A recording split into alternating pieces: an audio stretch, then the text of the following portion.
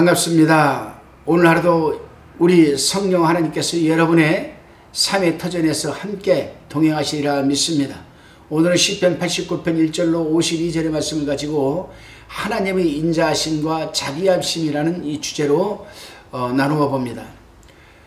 본 시편 89편은 아마 바벨론에서 포로 생활을 하는 동안에 기록된 것이 아닌가 생각을 합니다. 하나님의 선하심과 신실하신 언약은 다윗이 집에 왕위를 주심으로써 영원한 기업을 삼게 하셨습니다. 그런데 다윗이 집의 대표는 그 왕위를 잃어버리고 나라는 흩어지고 말았습니다. 이것은 아마 3개월 동안만 왕위에 있다가 느부갓네살에게 바벨론으로 잡혀간 여호야긴을 말한 것 같습니다. 이 내용이 열왕기하 24장 6절로 17절에 자세히 기록되어 있습니다. 본 시인이 이 시를 기록한 목적은 하나님의 크신 언약이 이스라엘 국민이 당하고 있는 현 상태에서 성취하게 해달라고 간구하는 기도 내용입니다. 이제 본문 1절로 4절까지의 내용입니다. 시인은 하나님의 언약의 말씀 3절 4절입니다.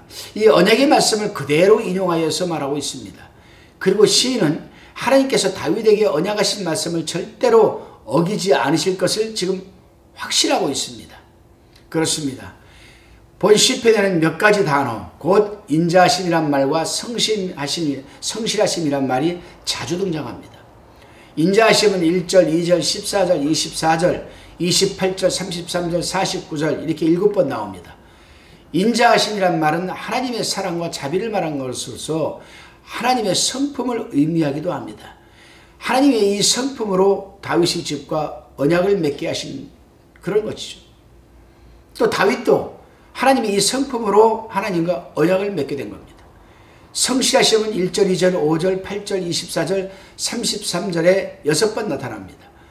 성실하심이란 이 말은 당신이 맺으신 언약을 변함없이 지키시는 것을 의미합니다. 그렇습니다. 우리가 믿는 하나님은 인자하시고 성실하신 분이십니다. 당신이 말씀하신 것은 절대로 어기지 아니하시고 지키시는 분이심을 우리는 성경 역사를 통해서 잘 알고 있습니다. 그래서 민수기 23장 19절에 보게 되면 하나님은 인생이 아니시니 시건치 않으시고 인자가 아니시니 후회가 없으시도다. 어찌 그 말씀하신 바를 행치 않으시며 하신 말씀을 실행치 않으시랴라고 기록하고 있는 겁니다. 본문 5절로 18절까지의 내용입니다. 시인은 하나님의 성실하심을 지금 찬양하고 있습니다. 하늘도 찬양하고 땅의 백성들도 찬양한다고 합니다. 그 이유는 하나님의 능력과 그 성실하심은 다윗에게 언약하신 하나님의 말씀이 성취될 것과 또 보증하기 때문이라고 시인은 믿고 있습니다. 그렇습니다. 하나님이 무한한 능력은 하나님께서 창조하신 만물과 이를 통치하시는 사실에서 잘 알 수 있습니다. 8절로 14절을 한번 읽어보시기 바랍니다. 여기서 시인이 강조하는 것은 하나님이십니다. 하나님만큼 능력이 있으신 분이 없다라고 8절에서 강조하고 있습니다. 시인은 또한 하나님처럼 성실한 자가 없다는 것을 말합니다. 하나님은 바다의 흉흉함을 다스리시며 그 파도가 일어날 때에 평정케 하십니다. 하나님은 바다의 동식물들까지 통치하십니다. 하나님은 또한 천체들을 통치하십니다. 따라서 이 세상의 만물은 다 하나님께서 지으셨다라고 본문 11절에서 밝히고 있습니다. 그렇습니다. 하나님은 말씀으로 세상 만물을 창조하시고 권능의 팔로 세상 만물을 통치하신 만왕의 왕이십니다. 이러한 하나님의 통치하심을 받는 백성은 참 얼마나 행복하겠습니까? 그렇습니다.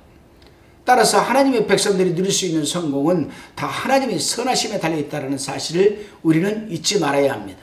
다시금 본문 19절로 37절까지의 말씀입니다.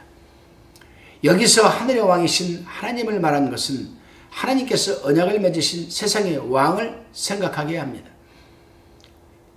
하나님께서 기름 부으시고 29절에 있는 그 후손을 영국케 하며 그 위를 하늘의 날과 같게 하리로다라고 언약을 한 사람은 다윗이었습니다.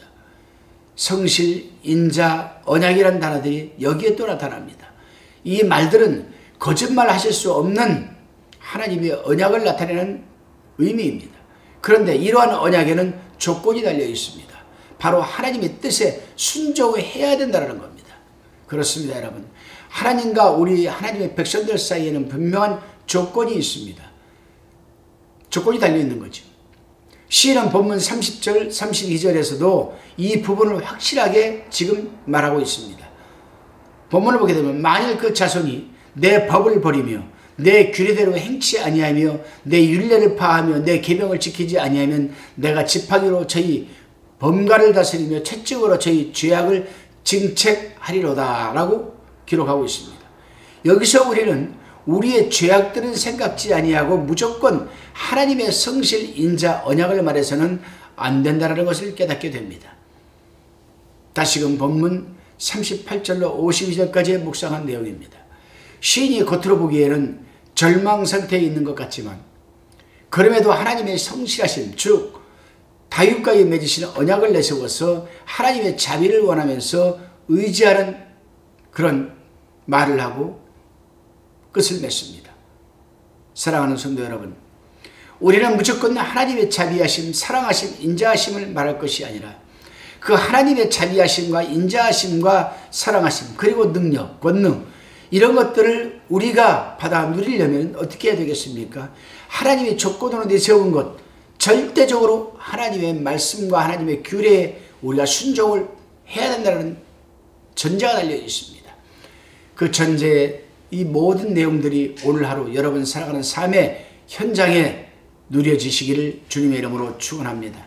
기도드리시겠습니다. 주님, 하나님께서는 철저히 당시의 성실하심에 근거하여 맺은 언약을 절대로 변개치 않으시는 분이시지만 그것은 어디까지나 우리가 하나님의 말씀에 순종적일 때에 가능한 것임을 깨닫게 되었습니다. 하오니 어떠한 상황에서도 늘 우리 자신을 살펴보게 도와주시고 깨닫게 하여 주셔서 하나님의 백성으로서 하나님의 성실과 인자하심과 언약을 누리게 하여 주옵소서. 감사드리옵고 예수님의 이름으로 기도드리옵나이다. 아멘.